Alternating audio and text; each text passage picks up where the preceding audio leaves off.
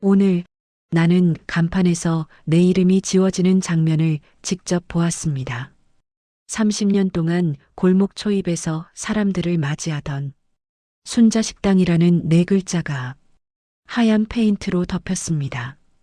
대신 새로 올라간 글씨는 소담식당 바이 민지였습니다. 민지, 내 며느리 이름입니다.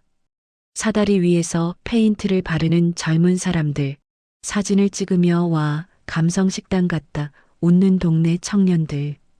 그 모습이 어지럽게 눈에 들어왔습니다. 누군가 말했습니다.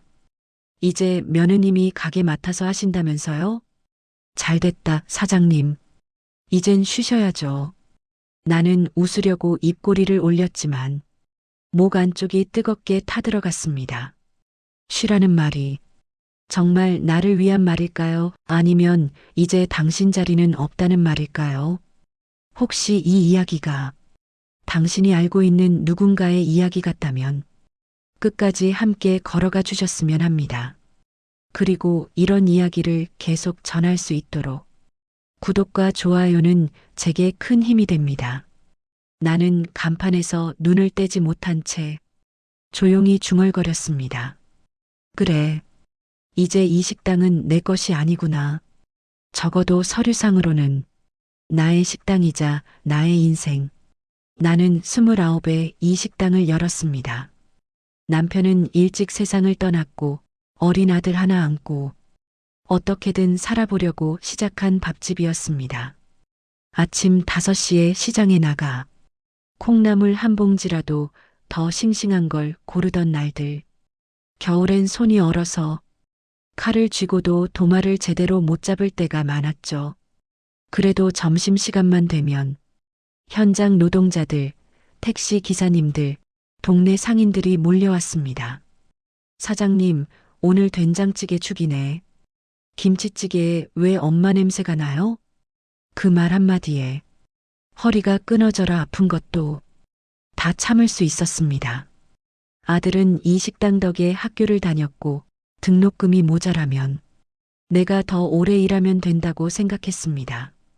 이 식당은 내 직장이자 집이자 남편 대신 나를 버티게 해준 동료였습니다. 세월이 흘러 아들이 결혼을 하고 며느리 민지가 우리 가게에 처음 들어왔을 때 나는 솔직히 조금 긴장했습니다. 도시 직장 다니던 아가씨가 이 기름 냄새 나는 주방을 견딜 수 있을까? 그런데 민지는 생각보다 성실했습니다.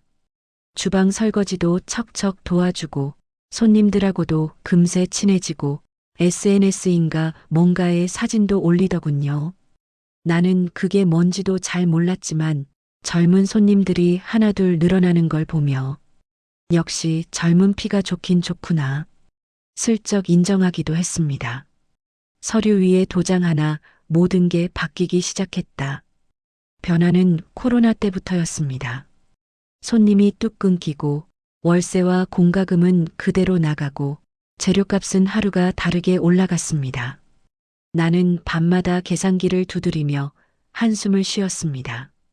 이제 진짜 접어야 하나? 그때 민지가 조심스럽게 말을 꺼냈습니다. 어머니, 지금처럼 하면 가게 유지하기 힘들어요.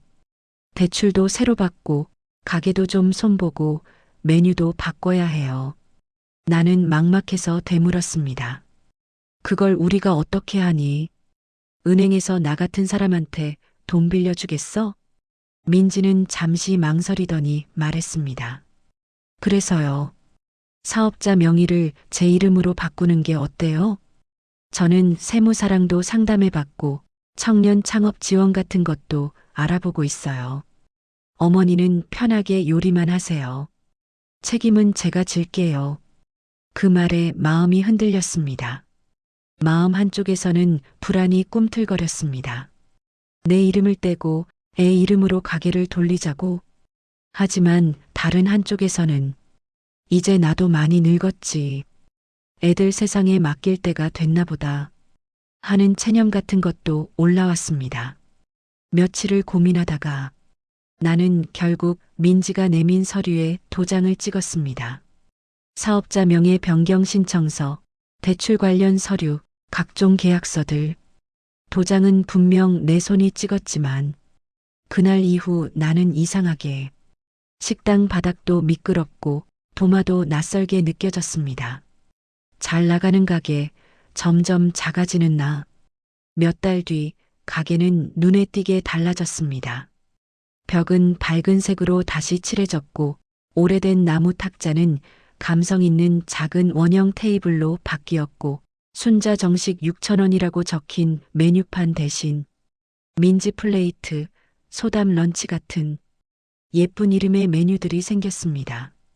처음엔 나도 신기했습니다. 아니, 이게 다 뭐냐? 요리는 똑같은데 이름만 바뀐 거 아니냐? 민지는 웃으면서 말했습니다. 요즘은 이렇게 해야 손님이 와요, 어머니. 사진 찍기 좋게도 담고요. 정말로 젊은 사람들, 커플, 가족 단위 손님들이 예전보다 훨씬 많아졌습니다. 문제는 손님들이 나를 부르는 호칭이었습니다. 예전엔 사장님, 여기 김치 좀 더요. 였는데, 이젠 전부 이렇게 말합니다. 민지 사장님, 여기 라떼 하나만 추가요.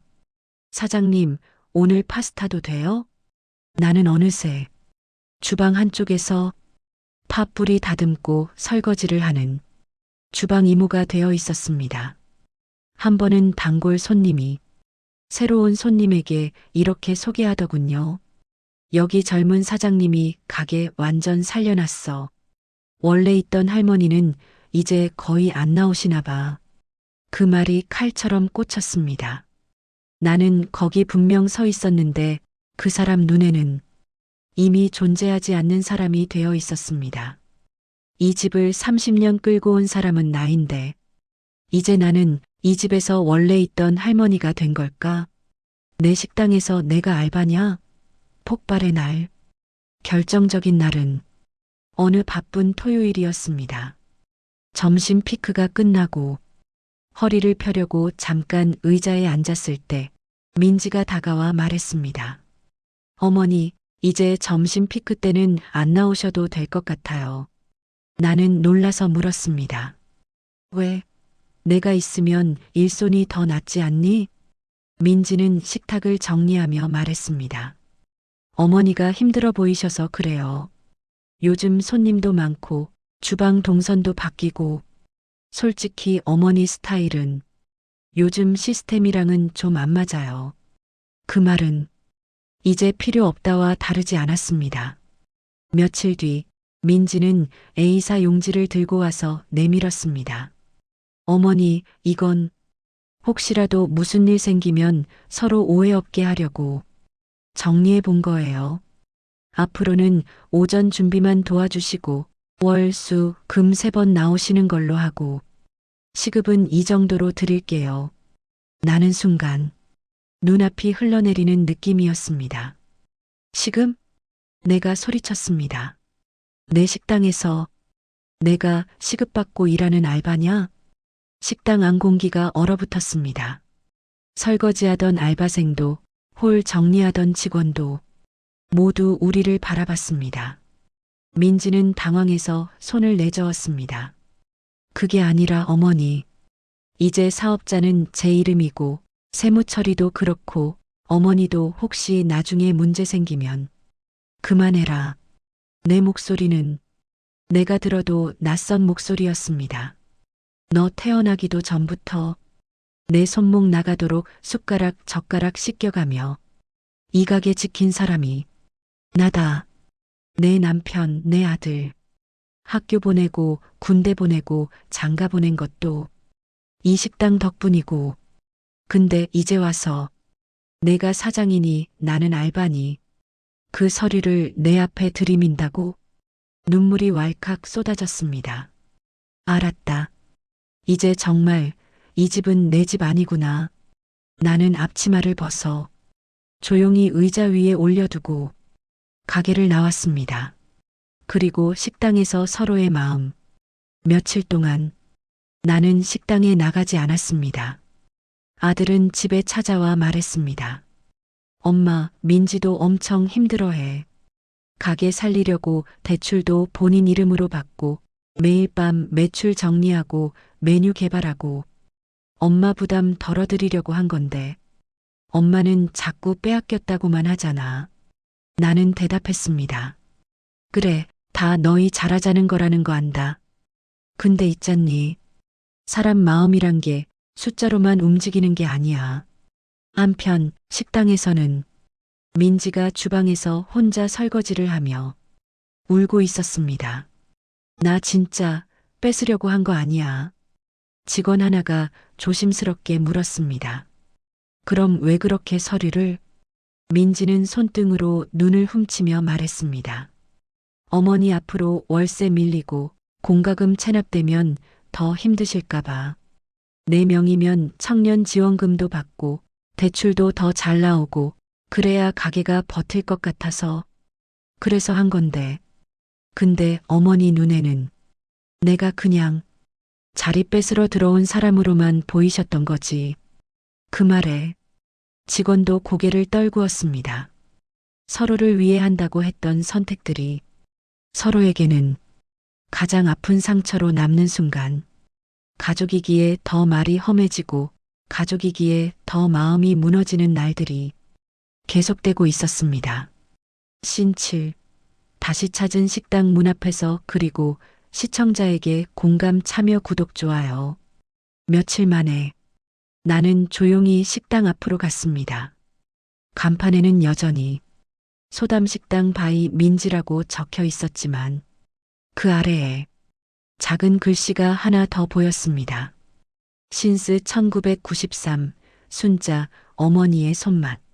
문을 열고 들어가니 점심 피크가 막 끝난 시간이라 가게 안은 조금 한가했습니다.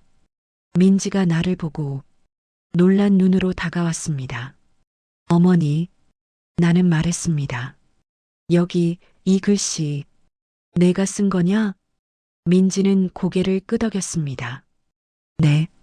그 가게가 어떻게 시작됐는지 언제나 기억하고 싶었어요. 손님들도 알았으면 좋겠고요. 나는 조심스럽게 물었습니다. 내가 만든 순댓국, 된장찌개는 이제 메뉴에서 없어졌냐? 민지는 급히 메뉴판을 펼쳐 보였습니다. 아니요. 여기요. 이쪽은 원조 순자 어머니 정식이에요. 어머니 레시피 그대로. 손님들이 제일 많이 찾는 메뉴예요. 나는 메뉴판을 바라보다가 천천히 숨을 내쉬었습니다. 그래. 가게는 내 것이고 레시피는 내 것이고 결국 이 집은 우리 둘의 집이구나. 민지는 울먹이며 말했습니다. 어머니, 저 그냥 어머니가 조금 덜 힘들었으면 좋겠어서 그랬어요. 정말로요. 나는 그 말을 들으며 처음으로 민지의 손등을 잡았습니다. 딱딱하고 칼에 많이 베어본 손이었습니다. 아, 이 아이도 이 가게를 자기 인생 걸고 지키고 있었구나. 나는 말했습니다. 좋다. 내가 앞으로는 내 가게에서 내가 부탁하는 만큼 내가 할 수 있는 만큼만 도울게. 대신 이 집이 어디서부터 시작됐는지는 가끔씩 손님들한테 얘기해줘라. 민지는 눈물을 글썽이며 고개를 끄덕였습니다. 식탁에 앉아 나는 한참 동안 빈 그릇들이 놓인 테이블을 바라봤습니다. 이 집의 주인이 누구냐고 묻는다면 나는 이제 이렇게 대답할 겁니다. 서류상 주인은 민지고 추억의 주인은 나고 지금 이 집을 살리는 주인은 여기 앉아서 밥을 먹는 손님들이지. 이야기를 듣고 계신 여러분은 어떻게 생각하시나요? 여러분이라면 이 식당의 진짜 주인이 누구라고 말하시겠습니까? 혹시 비슷한 경험이 있으시다면 댓글로 여러분의 이야기를 들려주세요. 당신의 이야기가 또 다른 누군가에게 큰 위로가 될 수 있습니다. 그리고 이런 세대의 이야기, 가족과 노년의 이야기를 계속 전해드릴 수 있도록 구독과 좋아요는 제가 다음 이야기를 쓰는데 정말 큰 힘이 됩니다. 고맙습니다. 오늘도 당신의 식탁이 따뜻하길 바랍니다.